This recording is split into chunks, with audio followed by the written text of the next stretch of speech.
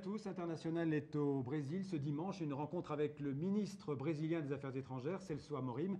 Merci d'avoir accepté notre invitation, de nous recevoir ici à Brasilia, à la veille du deuxième sommet Union européenne-Brésil, un sommet qui aura lieu à Rio et qui se fera en présence du président français Nicolas Sarkozy. La France qui sera d'ailleurs à l'honneur au Brésil en 2009. Ce sera l'année du Brésil, de la France au Brésil, après l'année du Brésil en France, c'était en 2005. Alors c'est un Brésil qu'on a envie de mieux connaître, un Brésil qui s'impose de plus en plus sur la scène internationale. 190 millions d'habitants, le Brésil, 10e puissance aujourd'hui de la planète, et ça change tous les ans.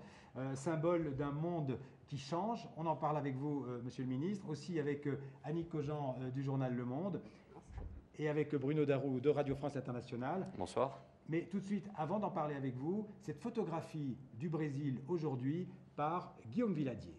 Janvier 2003, Luiz Inácio Lula da Silva devient président du Brésil. L'élection de cet ancien ouvrier métallurgiste fait souffler un vent de changement sur la société brésilienne, mais elle bouscule aussi la donne sur le plan international.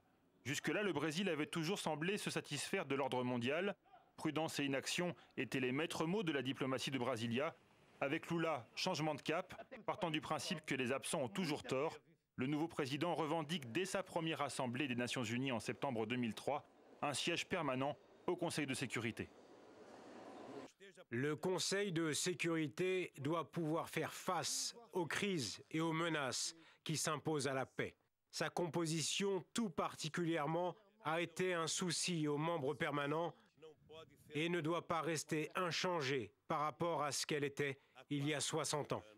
190 millions d'habitants, 10e puissance mondiale, le Brésil veut désormais peser de tout son poids dans les affaires du monde. Lula confie la politique extérieure à un ambassadeur chevronné, Celso Amorim, qui a déjà été ministre des Affaires étrangères au début des années 90. Pour intégrer le clan des nations qui comptent, la nouvelle diplomatie brésilienne fait feu de tout bois et innove. Elle plaide pour plus de coopération entre les pays du Sud, se rapproche de l'Inde et de l'Afrique du Sud, organise à Brasilia le premier sommet entre pays latino-américains et pays arabes, du jamais vu. En mai 2005, le Brésil prend le commandement de la MINUSTAH, la mission de l'ONU en Haïti. À la fin de son premier mandat, le président Lula a visité une quinzaine de pays africains. C'est devenu un acteur incontournable sur la scène internationale. De plus en plus influent, le Brésil prend la tête des pays émergents dans les négociations de l'Organisation mondiale du commerce et tient tête aux pays développés. Si les pays riches ne réduisent pas les subventions agricoles qu'ils ont accordées à leurs producteurs, il sera difficile pour les pays pauvres d'être compétitifs sur le marché agricole. Mais la priorité des priorités pour la diplomatie brésilienne reste l'Amérique latine. Fort d'une bonne croissance économique, autosuffisant sur le plan pétrolier, premier producteur de biocarburants, le Brésil se rêve en chef de file. Lula veut renforcer l'indépendance de la région face à Washington et aux grandes institutions comme le FMI. Pour cela, le président brésilien propose un modèle plus modéré qu'Hugo Chavez, son homologue vénézuélien très anti-américain. Convaincra-t-il les pays voisins de le suivre sur cette voie? La création en mai dernier de l'UNASUR, l'Union des Nations Sud-Américaines, est un premier succès. Celso Amorim, il y a quelques jours, on a parlé beaucoup de sommets. Il y en a eu un autre. Il y a eu un autre qui a réuni 33 pays d'Amérique latine et des Caraïbes. Le Brésil devient le moteur de plusieurs organisations régionales en Amérique du Sud. Est-ce que le Brésil, on peut dire, a l'ambition de devenir une vraie puissance régionale d'abord et mondiale ensuite? Je ne sais pas si on peut appeler ça une ambition. Enfin, on veut influencer le cours d'événements au monde d'une façon qui soit positive pour les pays en développement, pour notre région et pour notre pays. Et je pense que, comme vous avez dit déjà au commencement, avec toute la taille économique, la population aussi, une population qui, pas seulement la taille de la population, mais aussi le mélange qui caractérise la population brésilienne, enfin c'est normal qu'on ait une position importante.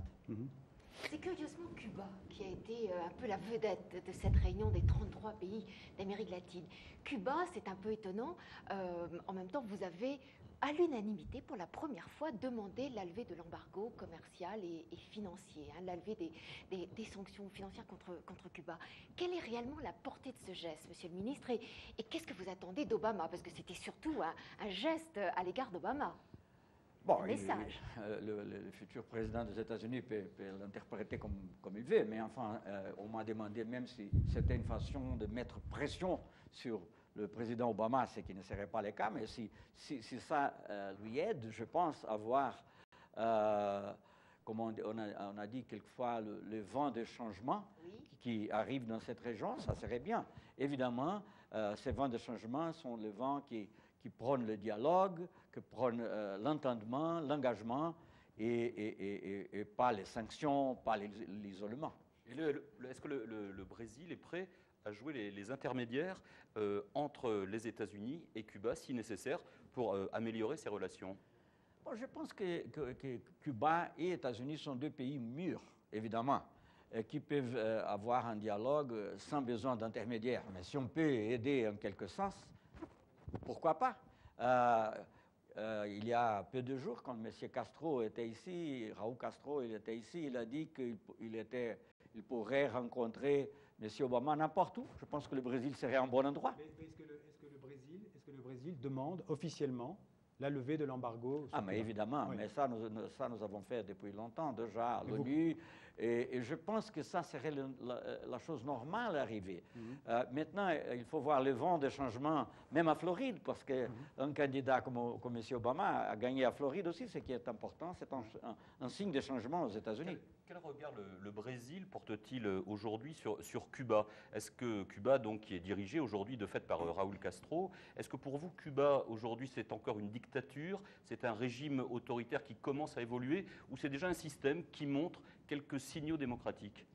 Tous nos pays ont beaucoup de contradictions, n'est-ce pas? Il y a des pays qui sont très injustes socialement, mais qui politiquement sont des démocraties. Il y a l'inverse. Je pense que Cuba a fait de grands pas en ce qui concerne la partie sociale, la santé, l'éducation et tout ça. Quant à la politique, enfin, je ne veux pas me mélanger et dire comment ça doit arriver à Cuba, mais je pense que partout, les vents de changement vont souffler aussi à Cuba, mais ils souffleront d'une manière plus positive s'il y a un engagement, un dialogue. Ils commencent à déjà arriver au domaine économique. Il y a beaucoup d'entreprises brésiliennes qui s'intéressent à investir à Cuba. Ça, c'est déjà un signe que cette compagnie trouve une bonne atmosphère pour l'investissement. C'est déjà un signe de changement. La question des droits de l'homme n'est pas un problème réellement pour vous tout de même, parce que on voit que Cuba fait tout pour sortir de son isolement. Il est devenu même le 23e membre, je crois, du groupe de Rio, ces derniers jours, en effet. Le président Medvedev est venu, le président chinois les a visités, et le président Lula est venu 2 fois visiter Cuba cette même année. 3 fois. Voilà. 2 fois cette année. 2 fois cette année. Donc c'est un rythme intensif. L'Union européenne a d'ailleurs repris sa coopération. Qu'est-ce que vous attendez vraiment, et est-ce que vous n'avez pas quand même presque le devoir aussi de donner un message, parce que un message concernant les libertés, les droits de l'homme, etc. Cuba n'a pas beaucoup changé en matière de liberté. Bon, nous sommes très intéressés aux droits de l'homme et aussi aux droits de la femme. Enfin. On devrait dire les droits humains, je vous le concède. Mais de toute façon, il y a des façons différentes de traiter les problèmes. Je pense qu'inculper, accuser, isoler, ce n'est pas la bonne façon. Cuba a récemment souscrit les conventions des droits civils et politiques et droits économiques et sociaux des Nations Unies. Elle va se soumettre, comme d'ailleurs d'autres pays l'ont fait, le Brésil a été un des premiers, au système d'évaluation du Conseil des droits de l'homme, qui devrait être des droits humains. D'ailleurs, je suis venu de là il y a 10 jours à peu près, de la célébration du 60e anniversaire. Et je pense que ça sera une évolution normale. Je pense qu'en matière de droits de l'homme, personne n'est en position de donner des leçons à personne. Nous tous devons apprendre les uns avec les autres. On a parlé tout à l'heure du président Obama et du rôle que les États-Unis jouent en Amérique latine. Alors, est-ce que, d'après vous, le rôle, justement, que les États-Unis jouent sur votre continent est aussi négatif que le pense le président vénézuélien Hugo Chavez, par exemple, qui compare les États-Unis à l'empire du mal chaque fois qu'il prend la parole? Comment vous voyez le rôle de la future administration américaine ici en Amérique latine? Bon, on dit que le style c'est l'homme. Je pense que cette expression que vous avez déjà mentionnée, le président Lula ne l'utiliserait pas. Je pense que les États-Unis ont fait des choses positives aussi dans la région, mais évidemment, ils peuvent faire beaucoup davantage, surtout en termes d'ouverture de marché. Les États-Unis, par exemple, parlent beaucoup de libre-échange, mais nous avons, par exemple, des impôts qui, donner un exemple, dans un secteur qui est très important pour le Brésil, l'éthanol ne peut pas, l'éthanol brésilien qui est beaucoup plus efficace du point de vue énergétique, du point de vue économique, ne peut pas entrer aux États-Unis. Alors, il faut prendre d'exemple, et je pense que c'est comme ça que nous voulons que les États-Unis traitent l'Amérique latine, l'Amérique du Sud, les Caraïbes, mais aussi avec du respect, avec une égalité essentielle. Et justement, est-ce que cette grande réunion qui vient d'avoir lieu il y a quelques jours près de Salvador de Bahia, il y avait le Mercosur, l'UNASUR, le groupe de Rio, enfin une super réunion, est-ce que c'est une façon aussi d'envoyer un message à Washington, de dire désormais l'Amérique latine veut être autonome, nous voulons nous émanciper un peu de l'influence peut-être excessive des États-Unis? Le message n'était pas envoyé spécifiquement aux États-Unis parce qu'elle pourrait être comprise et reçue aussi en Europe et par d'autres. Je pense que c'est un moment de maturité de l'Amérique latine qui, après 200 ans à peu près, parce que ça varie un peu, d'indépendance, c'est la première fois. C'est incroyable quand je dis ça aux gens de la rue, aux personnes communes, elles sont étonnées. C'est la première fois qu'il y a une réunion de ce genre, de ce niveau, de tous les pays de l'Amérique latine et des Caraïbes. Et pourquoi? Parce que l'Amérique latine et le Caraïbe n'avaient pas, disons, la self-confidence, l'autoconfiance de se convoquer elles-mêmes. Elles dépendaient toujours d'une convocation, et bien des États-Unis, ou bien de l'Espagne, du Portugal, ou bien de l'Union européenne. Mais ce n'est pas contre personne, c'est justement pour affirmer notre maturité. Ce qui veut dire que l'Amérique du Sud est sur la voie d'une intégration, un peu comme le modèle européen. Est-ce que l'Union européenne est un modèle pour vous? L'Union européenne est un très bon modèle. Je pense que ça prendra beaucoup de temps pour nous d'arriver là, parce qu'il y a des politiques commerciales qui sont différentes. Le Mercosur, spécifiquement, suit de plus près, enfin, avec les limitations des pays en développement, évidemment, le modèle européen, parce que c'est une union douanière.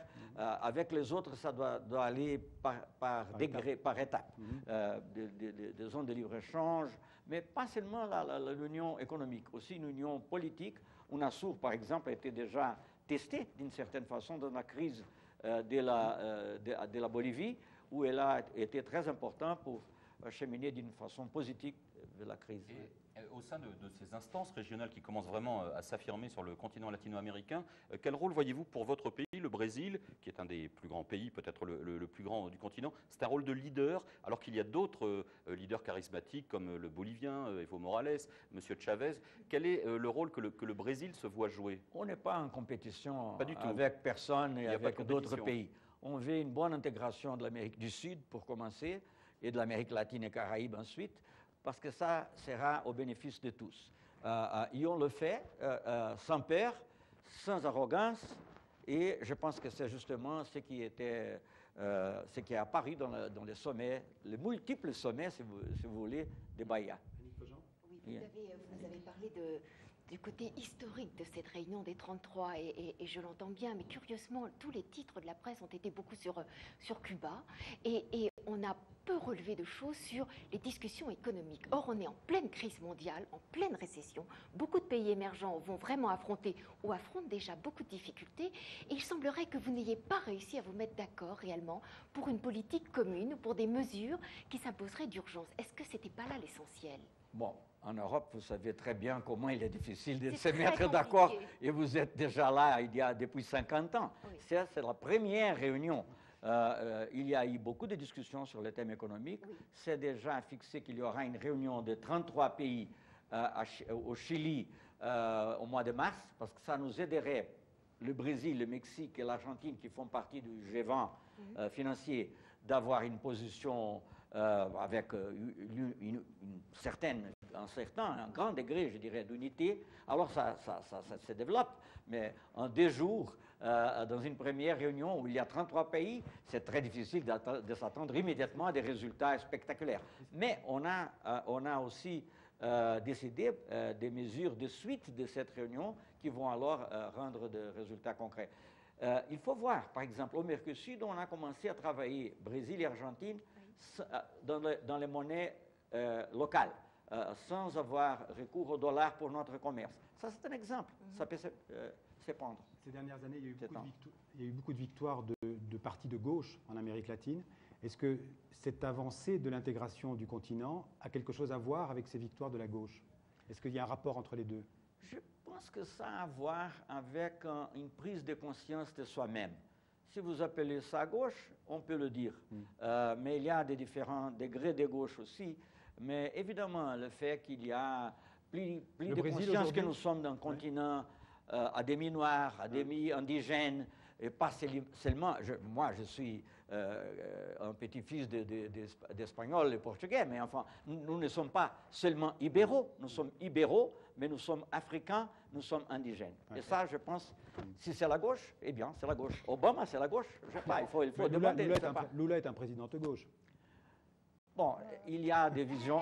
Moi, je considère de gauche, parce que je pense que la gauche, c'est le progrès, c'est l'ouverture aux réformes sociales, mais une gauche tout à fait démocratique, évidemment. Et il est monté au pouvoir après avoir perdu 3 élections. Oui, il est très populaire en ce moment. Je crois qu'il a 70% ou plus de taux de satisfaction actuellement. Est-ce qu'une des raisons pour lesquelles cette région aussi s'affirme, c'est pas le fait que des leaders un peu hors normes émergent? Ce qu'on n'aurait pas pu imaginer il y a quelques années. Quelqu'un comme Lula, bien sûr, votre président, quelqu'un comme Evo Morales, un indigène en Bolivie, M. Chavez, et puis bien sûr aussi M. Obama, des leaders qui, il y a 10 ou 15 ans, n'auraient certainement pas pu diriger ces pays. C'est vrai, ben ça c'est un reflet des changements sociaux qui arrivent. Évidemment, il y a là je ne veux pas utiliser des mots qui sont très déjà usés, mais c'est une relation dialectique entre les leaders et les changements qu'il y a dans la société. C'est parce que le Brésil a changé que Lula est arrivé. Et comme Lula est arrivé, il aide aussi à approfondir ce changement. Le Brésil, quand même, semble être un peu en butte parfois au nationalisme de ses voisins. Je pense à ce qui se passe dans vos relations avec l'Équateur en ce moment. C'est pas très simple quand même. L'Équateur a décidé qu'elle n'allait pas payer sa dette, la dette extérieure et la dette notamment à l'égard du Brésil. C'est quand même très très grave pour vous. Ça a un peu gelé les relations. Il semblerait qu'il soit en plus appuyé par d'autres pays de la région et qui montre une sorte de distinction et de recul face au Brésil, qui a quand même une sorte d'hégémonie. Je ne crois pas. Je ne crois pas. Et je pense que ce sommet, oui, le fait que tous les leaders sont venus, qui ont participé d'une façon très positive à ce sommet, sans aucune confrontation entre nous, montre très bien qu'ils acceptent le rôle du Brésil, pas comme leader, parce qu'on ne veut pas être leader, mais disons comme inspirateur. Et comme nous sommes un pays grand, nous avons peut-être moins de timidité vis-à-vis de certaines situations. Évidemment, il y a des problèmes, c'est normal. Hein. Moi, j'ai travaillé à l'OMC, au ancien GATT, et les conflits les plus communs étaient entre le Canada et les États-Unis. Ça, c'était parce que le pays n'était pas amis? Non, c'était normal, parce que quand on a une relation très forte, il y a aussi des disputes, des différences, c'est normal. Des intérêts économiques différents. Des intérêts économiques. Mais je pense qu'on va résoudre ce problème avec l'Équateur bilatéralement d'une manière adéquate. Je n'ai pas de soucis sur ce point-là. Alors, un mot sur la crise financière dont on parlait il y a quelques minutes. La croissance au Brésil reste pour l'instant très bonne, hein, plus 5% pour l'année 2008. Mais est-ce que vous pensez être touché, impacté par cette crise financière en 2009 ? Certains analystes dans votre pays parlent d'une croissance qui s'effondrerait à 0,5%. Je pense que ce sont les mêmes analystes pessimistes qui prévoyaient que quand Lula prendrait le pouvoir, ce serait la faillite totale. Et maintenant, on a cette situation. Non, je ne crois pas. Évidemment, tout le monde sera touché d'une façon ou d'autre. Mais je pense que le Brésil, sous des aspects, a beaucoup de résistance. D'abord, on a un grand marché intérieur qui ne dépend pas de la situation globale. Bon, pas tellement. Et d'autre part, même sur le domaine commercial, nos exportations, par exemple, sont très bien diversifiées. On exporte 13% aux États-Unis, 24% en Europe, 26% en Amérique latine. Bon, voilà, et 20% pour l'Asie. Je dois vous interrompre parce qu'il y a une petite pause d'information et on se retrouve tout de suite après. Merci.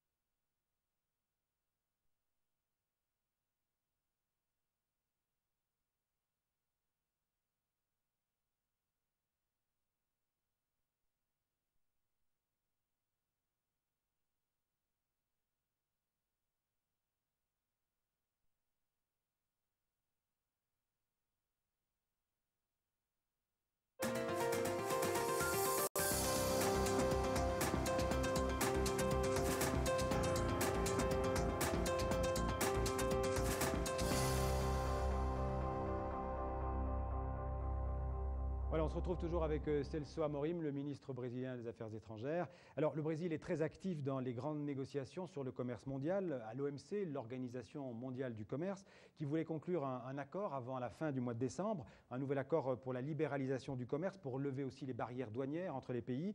C'est l'échec. Alors, Monsieur le ministre, j'ai envie de vous demander d'abord, la faute à qui? Laissons la question des fautes, hein, parce que de toute façon, l'important c'est d'avancer.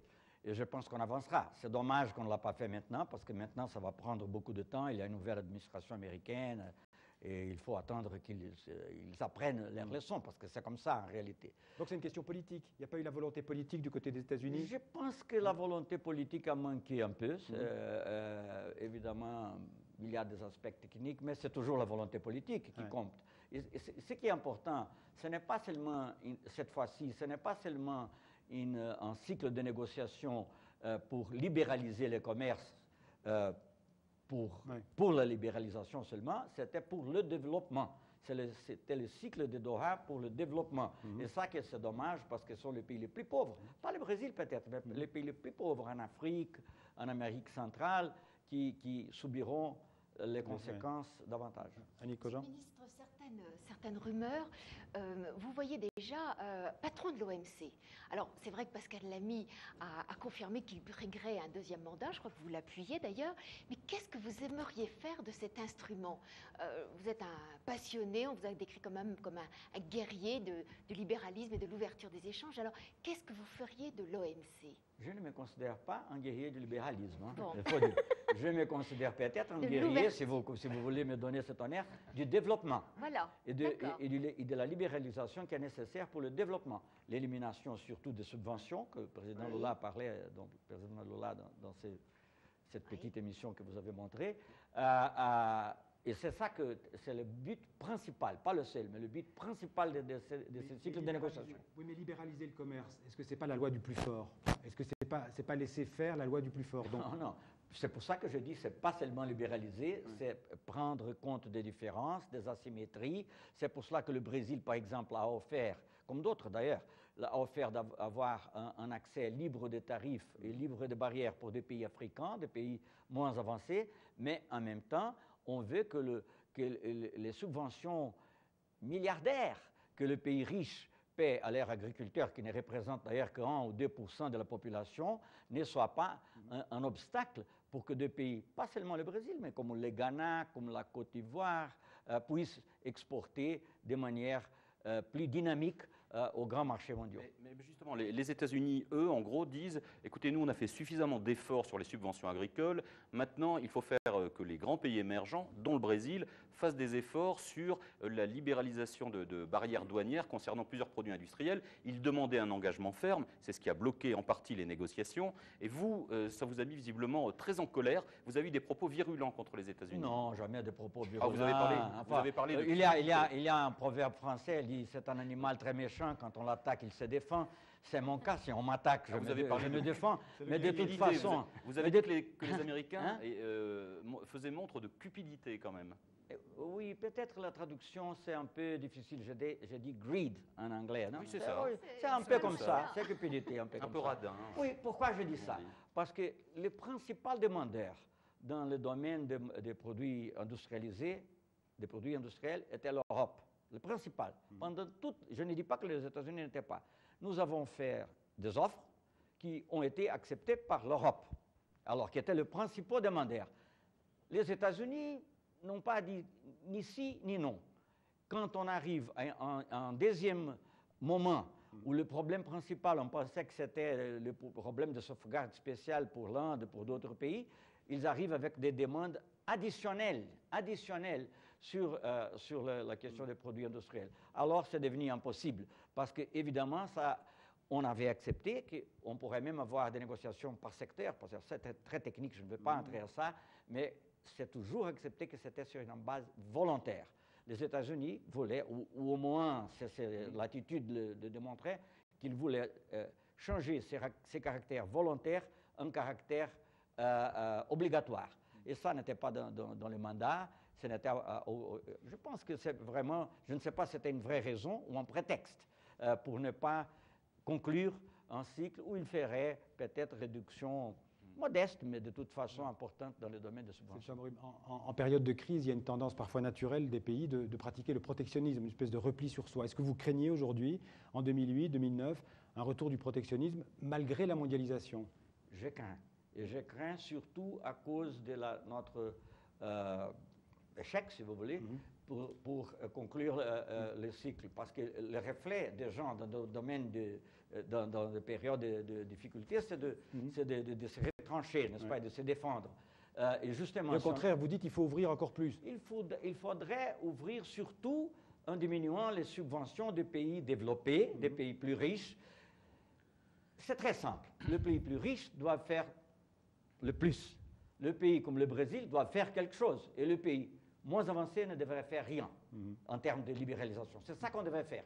Ce qu'on ne peut pas faire est exiger de l'Inde, de la Chine, du Brésil, qui ne font pas, par exemple, des subventions agricoles, qui ont fait des grandes concessions dans le cycle passé, qui était le cycle de l'Uruguay, énormes concessions et ouvertures, demander que nous faisons plus que les États-Unis ou que l'Europe sont en train de faire. Et cet argument était bien compris par l'Europe, par le Japon, par l'Australie. Alors c'était seulement les États-Unis qui a la raison, qui a tort. Donc c'était quand même la faute des États-Unis? Non, ce n'est pas la faute, c'est une question de compréhension, c'était une question, je pense, de manque de volonté politique, parce qu'il y avait une administration qui avait déjà été en train de perdre son pouvoir, il y avait l'autre administration qui ne voulait pas se mêler. Est-ce que vous pensez quand même que ce cycle de Doha, ça fait 7 ans que les négociations ont débuté, hein, ça commence à faire long, est-ce que vous pensez quand même qu'avec la nouvelle administration Obama, on va enfin aboutir à la conclusion de ce cycle de Doha à la fin de l'année 2009, disons? Dans tous les prononcements, M. Obama s'est révélé un multilatéraliste. Alors la seule façon d'assurer le multilatéralisme dans le commerce, qui est très important pour l'économie et très important pour la paix, et pour la stabilité des pays, la seule façon, c'est de conclure le cycle de Doha, mais en tenant compte que c'est un cycle pour le développement, et pas pour que les riches deviennent plus riches et les pauvres deviennent plus pauvres. Encore une question, Annick Cogent? Je voudrais, oui, un mot sur l'éthanol, parce que le Brésil a fait ce choix intéressant dont vous parliez tout à l'heure, choix audacieux d'ailleurs, de choisir l'éthanol contre le pétrole, je dirais, qui rejette quand même 5 fois moins de gaz à effet de serre, hein, que le pétrole, c'est important. Alors, je voudrais savoir quel est le pari que vous faites sur l'extension, peut-être, l'expansion de l'éthanol dans le monde, le choix que pourrait faire peut-être la Chine ou l'Inde, c'est important. Et puis, deuxième question concernant l'éthanol, si vous le permettez, je voudrais savoir ce que vous avez pensé lorsque certains, au moment de la crise élémentaire, ont accusé l'éthanol, justement, d'affamer d'une certaine façon les populations. Et même le président, enfin le directeur du FMI, Dominique Strauss-Kahn, avait dit que ça pose réellement un problème moral. Un problème éthique et un problème moral. Bon, il y a beaucoup de choses qui posent des problèmes moraux, hein, y compris les règles qu'on a imposées aux pays en développement pendant longtemps et qui étaient responsables pour de grandes crises, y compris des crises politiques. Bon, mais de toute façon, sur l'éthanol, oui. Le président Lula l'a dit de manière, je pense, très claire à la réunion de la FAO. Oui. C'est comme le cholestérol. Il y a le bon éthanol et le mauvais éthanol. L'éthanol de canne à sucre n'occupe qu'une fraction minimale des terres agricoles au Brésil. Il a une production qui est 7 fois plus, en productivité, en termes de production d'énergie, 7 fois plus grande que celle d'éthanol de maïs. Alors, si ce que M. Strauss-Kahn a dit s'applique à l'éthanol de maïs produit aux États-Unis, ou même au biodiesel produit en Europe, dans des terres qui ne sont pas très abondantes, disons, ça ne s'applique pas à l'éthanol du Brésil, et surtout, ça ne s'applique pas à l'Afrique. Parce qu'il y a des pays comme l'Éthiopie ou comme beaucoup d'autres qui ont souffert la famine, ils n'ont jamais produit une goutte d'éthanol. Au contraire, s'ils pouvaient produire l'éthanol et vendre en Europe et vendre aux États-Unis, peut-être ils auront de l'argent aussi pour acheter des aliments, pour acheter des engrais, pour acheter des semences, pour nourrir sa population. Accusation infondée, selon vous, et même terriblement injuste. Oui, il y a un mélange d'ignorance et d'intérêts spécifiques que je ne vais pas commenter. Le Brésil revendique une place, on en a parlé au début de l'émission, sur la scène mondiale. Est-ce que ça passe par aussi une modification de certaines grandes institutions comme le Conseil de sécurité de l'ONU? Vous êtes candidat à être membre permanent du Conseil de sécurité de l'ONU. Je pense que le nom du Brésil est toujours mentionné quand on parle d'une réforme du Conseil de sécurité. Il est mentionné par le président Sarkozy, il est mentionné il est mentionné par d'autres leaders britanniques, d'autres. C'est normal. Enfin, le Brésil, c'est un grand pays en population, de toutes les choses que je ne veux pas répéter. Mais c'est un symbole important? Non, ce qui est important, c'est de réformer les Nations Unies. Enfin, c'est plus important de décider de faire la réforme. Ce qu'on ne peut pas, c'est 60 années après la conférence de San Francisco qui a donné lieu aux Nations Unies, on a donné naissance aux Nations Unies, qu'on reste avec la même structure. Le monde a changé de façon remarquable. Le Brésil est un exemple, l'Inde est un autre. L'Afrique, qui n'était pas là à l'époque, c'était tout des colonies.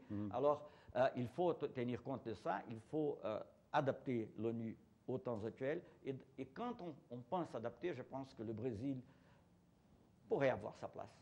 Mais c'est à d'autres de décider. Hein.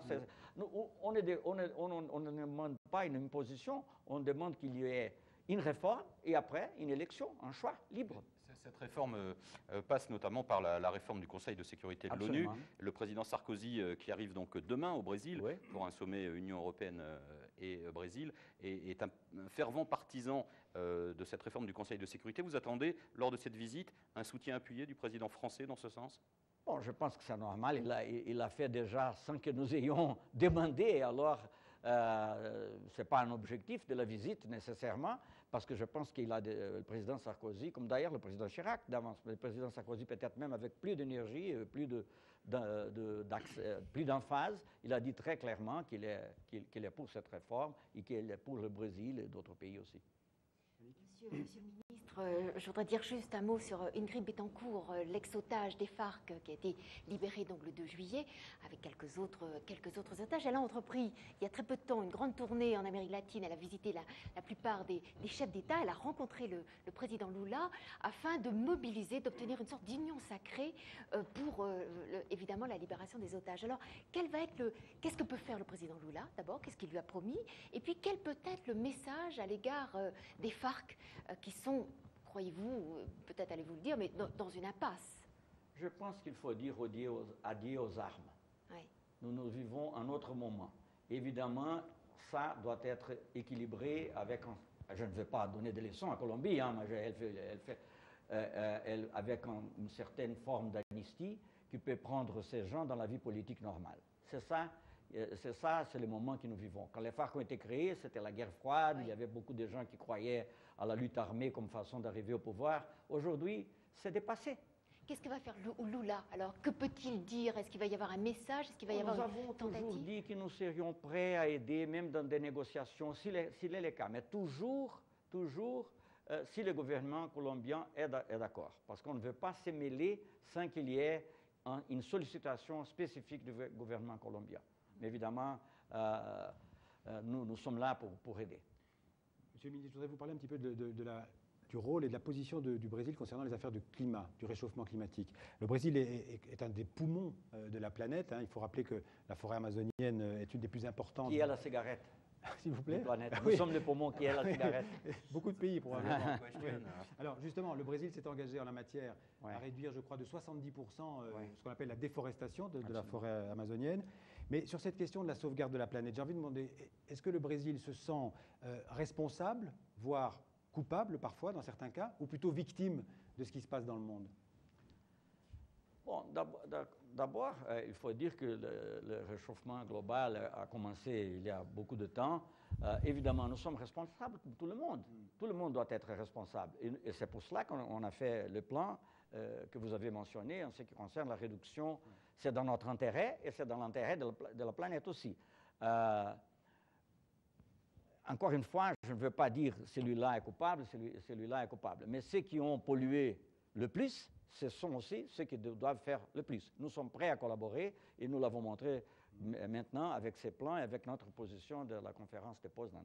Alors c'est ça notre vision. Nous voulons même avoir un rôle très actif dans ce domaine. Vous savez, la grande conférence écologique mondiale a été réalisée à Rio. Il y a ici toujours... 92 en 92 92. Et on veut continuer dans cette même ligne. Alors, Monsieur le ministre, réduire la déforestation, c'est très bien, mais c'est aussi réduire les surfaces cultivables, notamment le soja, la canne à sucre dont on parlait tout à l'heure. Alors, c'est très important pour le Brésil. Est-ce qu'il ne s'agit pas de deux objectifs un peu difficilement conciliables? D'abord, la canne à sucre n'existe pas en Amazonie. La canne à sucre, les Portugais ont été ici pendant 300 ans. Ils n'ont pas eu l'idée de planter la canne à sucre en Amazonie, parce que ce n'est pas un bon terrain pour la canne à sucre. C'est ailleurs. Alors ça c'est tout à fait en dehors. Les soja, il faut avoir des soins, évidemment, et c'est pour cela qu'on est en train de faire comment on dit ça en français, des définitions des zones qui peuvent utiliser pour l'agriculture et qui doivent être préservées. Ça fait partie évidemment de notre effort de réduire la déforestation aussi. En réalité, c'est le même enjeu. Parce que la question fondamentale, finalement, c'est est-ce qu'on peut à la fois défendre la croissance qui est nécessaire au bien-être des populations et en même temps la défense de l'environnement? Est-ce que les deux objectifs sont compatibles? Ils doivent être compatibles. C'est ça la croissance soutenable, durable qu'on a dit à Rio. Et c'est pour cela c'est ça justement que nous voulons assurer. C'est un défi, comme dans beaucoup de choses, entre la liberté et la justice sociale.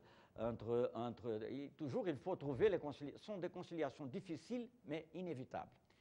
Monsieur le ministre, je voudrais vous parler d'un problème un peu particulier. Le président Sarkozy arrive donc demain ici au Brésil. Il va parler de beaucoup de choses avec le président Lula, mais il va lui parler aussi du sort de l'ancien membre des Brigades Rouges italiens, Cesare Battisti, qui a été arrêté à Rio en mars 2007, qui est incarcéré actuellement à Brasilia.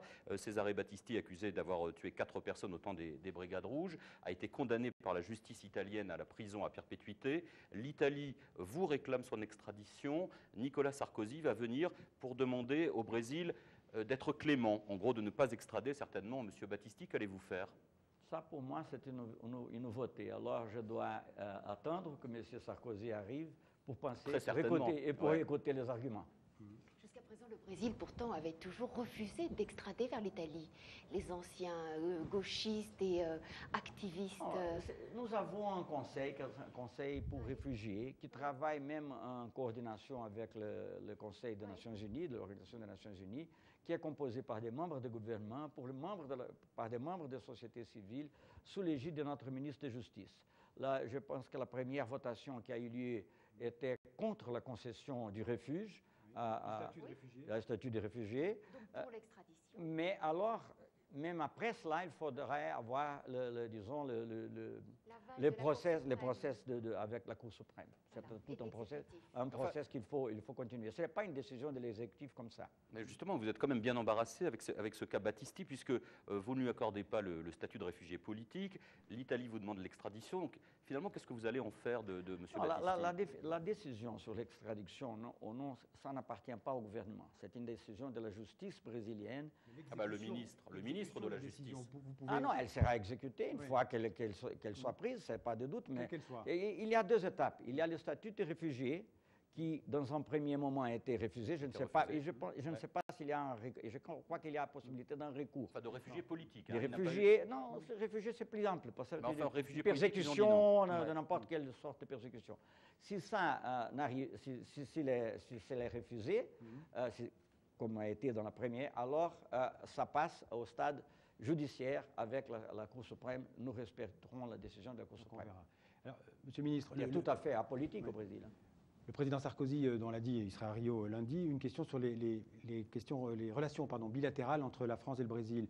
Le Brésil est en train de réformer, de rénover son armée. Alors j'ai une question très simple. Est-ce que le Brésil, c'est une question qui intéresse beaucoup en France, est-ce que le Brésil va acheter les fameux avions français, les Rafales? On en parle beaucoup dans la presse française. C'est un avion que les Français ont du mal à vendre par ailleurs. Est-ce que c'est ça? Je ne savais pas. Mais de toute façon, je préfère parler des choses qui sont déjà faites, qui sont positives. Il y a une coopération dans le domaine de marine, domaine naval. Il y a aussi une très bonne coopération dans le domaine de l'hélicoptère. Il y aura au moins 50 hélicoptères qui seront, disons, assemblés et après construits au Brésil avec un transfert de technologie. Il y avait l'autre jour le ministre de la Défense qui était ici. Nous sommes en train de faire une chose pour le Brésil qu'on a fait avec n'importe quel pays. Alors j'ai répondu avec une phrase du général de Gaulle. Je lui ai dit, ça ne m'étonne pas, le Brésil est un grand pays.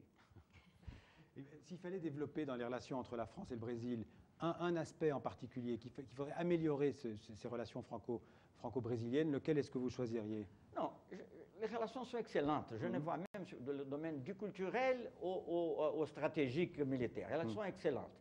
Ce que je pense qui est important pour les deux, c'est d'approfondir ces relations. Parce que ce sont des pays qui, bien qu'ils aient des histoires très différentes, sont des pays qui défendent la multilatéralité, la multipolarité qui n'est pas la même chose. Alors il faut que nous nous renforçons mutuellement pour éviter que le monde soit, disons,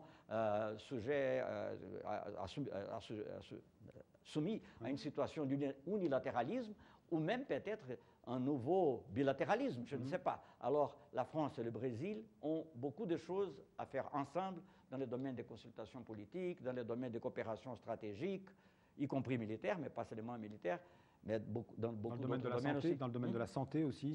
Sûrement, de la santé. D'ailleurs, nous avons pris avec la France une initiative commune de commencer un programme qui est surtout pour bénéficier l'Afrique, qui s'appelle l'UNITAIDS, enfin pour utiliser des médicaments génériques et des médicaments à bon marché pour les pays africains. Vous êtes d'ailleurs toujours très leader dans ce domaine des médicaments génériques. Enfin, je parle des antirétroviraux qui aident à combattre le sida. Votre pays reste leader dans ce domaine.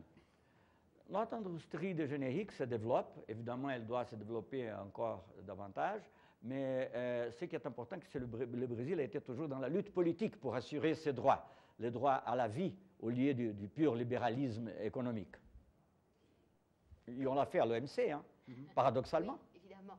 Comment voyez-vous la personnalité de M. Sarkozy? C'est effectivement quelqu'un qui a bousculé beaucoup de choses. Vous l'avez vu un peu de loin, certainement. Vous l'avez observé à la tête de l'Union européenne, de la présidence de l'Union européenne ces derniers mois. Quel jugement portez-vous? Quel regard portez-vous sur cette espèce d'activisme qui, quelquefois, a été critiqué et en même temps, qui a quand même stimulé beaucoup de choses? Du point de vue international, qui, disons, nous intéresse le plus, je vois de manière très positive. Enfin, je pense que le président Sarkozy était, par exemple, à la source de la création, pas de la création, mais de l'activation de ce G20 financier, ce qui était très important. J'ai vu le président Sarkozy, il y avait trop peu, je pense qu'il était le seul chef d'État de l'Occident qui était récemment à la conférence de Doha pour le financement au développement, ce qui est très important. D'ailleurs, le président de la Banque mondiale et le directeur de l'FMI n'étaient pas là, ce que je pense est dommage. Mais le président Sarkozy était là, représentant la France et l'Union européenne. Alors, je vois d'une façon très positive ce dynamisme sur la France et aux Français de juger. On va terminer cette émission par l'année de la France au Brésil l'année prochaine. Qu'est-ce que vous attendez de cette année? Est-ce que ça veut dire que, au-delà des questions culturelles, etc., est-ce que l'influence de la France au Brésil en particulier, mais en Amérique latine de manière plus générale, diminue, est en retrait? Nous sommes pour la diversité culturelle. Alors, une plus grande présence de la culture française ici, comme de la culture européenne, comme d'autres cultures aussi, c'est très important. Nous avons eu une excellente année du Brésil en France. Je pense que c'était un grand succès. Je pense que c'est plus que juste d'avoir aussi une grande année de la culture française au Brésil. Mais ça veut dire que la culture française a besoin d'être défendue au Brésil? Non, nous tous devons défendre nos cultures vis-à-vis à la tendance à l'uniformisation. Vous parlez merveilleusement bien français. Réellement, c'est assez étonnant et bluffant, même, je dirais presque pour nous. Est-ce que la langue française s'étudie encore beaucoup au Brésil, ou bien est-ce qu'un peu partout, quand même, les jeunes Brésiliens choisissent l'anglais? Beaucoup, les diplomates parlent beaucoup parce que c'est toujours une langue de la diplomatie, et aussi de la littérature, de la beauté, de la poésie. Et du romantisme, on est d'accord. Voilà. Mais enfin, est-ce que c'est une langue suffisamment... Des belles chansons. Est-ce que les Brésiliens sont contents de la venue? Mais je pense qu'il y a une admiration réciproque, parce que les Français aiment beaucoup la musique, la littérature et la culture brésilienne. Est-ce que les Brésiliens, justement, sont contents de la venue au Brésil de Carla Bruni, qui va venir avec le président? En un mot, ils sont très excités par cette visite, je pense. Bon, merci en tout cas de nous avoir accueillis ici, de nous avoir répondu en français, comme le disait Annick Cogent. Et puis, on se retrouve la semaine prochaine pour un nouveau numéro d'International. Merci encore, Monsieur le Ministre. Merci.